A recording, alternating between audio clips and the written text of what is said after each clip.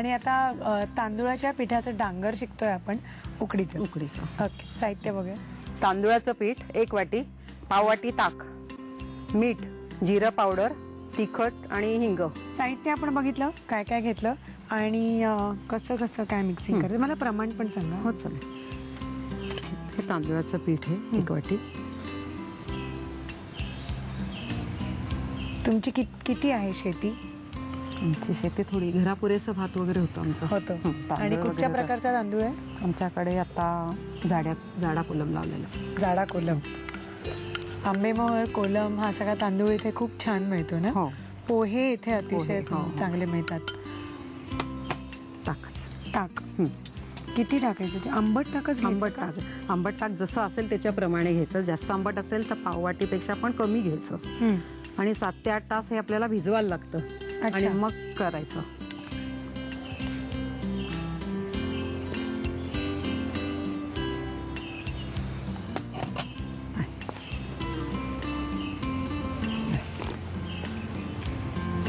आणि हे जिन्नस कधी घालायचे?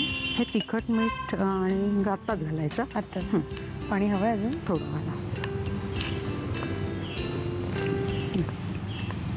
मीठ ना घाला थोडंसं.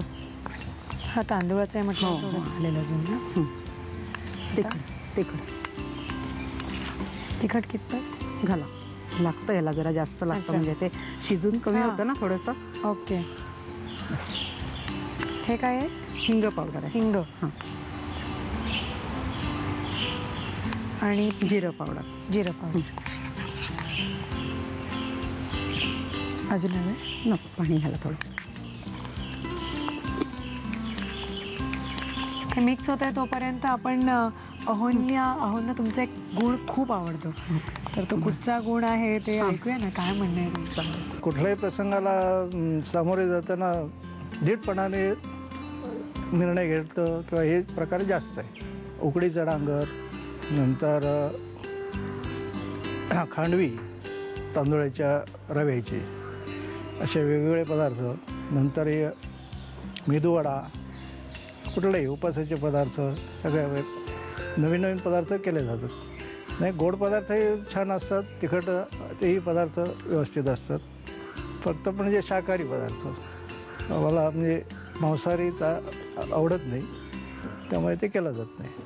मिश्रण पण झालेलं आहे एकजीव. आता काय करायचं आहे? आता कुकरमध्ये पाणी ठेवायचं, आधण ठेवायचं त्याच्यावरती. मग आधण आलं की एक ह्याची भोकाची ताटली घ्यायची होलवाली, आणि त्याच्यावरती केळीचं पान किंवा आपलं मलमलचं कापड वगैरे ठेवायचं आणि त्याच्यात हे मिश्रण घालायचं, वाफवायचं. ओके. त्याची तयारी. आपण जे मिश्रण बनवलं होतं तर ते आलेलं आहे आणि ते आता कुकरमध्ये उकडायचंय. कशा पद्धतीने? थोडंसं गॅस.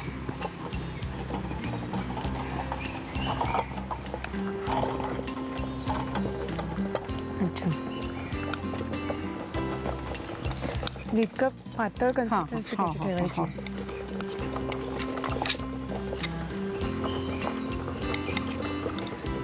एक 10 मिनिटं? हो, 10 मिनिटात तयार होईल. आणि त्याच्यानंतर काही परत त्याला प्रोसिजर आहे? ह्याचे पापड पण करू शकतो आपण वाळवाचे. आणि हे नुसतं खायला पण डांगर चांगलं लागतं, तेलाबरोबर खायचं हे. अच्छा.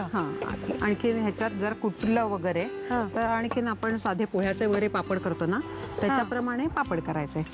अरे वा. तर हे डांगर तयार झालेलं आहे. साहित्य कृती लिहून घ्या. उकडीचं डांगर बनवण्यासाठी लागणारं साहित्य: 1 वाटी तांदळाचं पीठ, पाव वाटी ताक, 1 वाटी पाणी, हिंग, हळद, जिरेपूड आणि मीठ.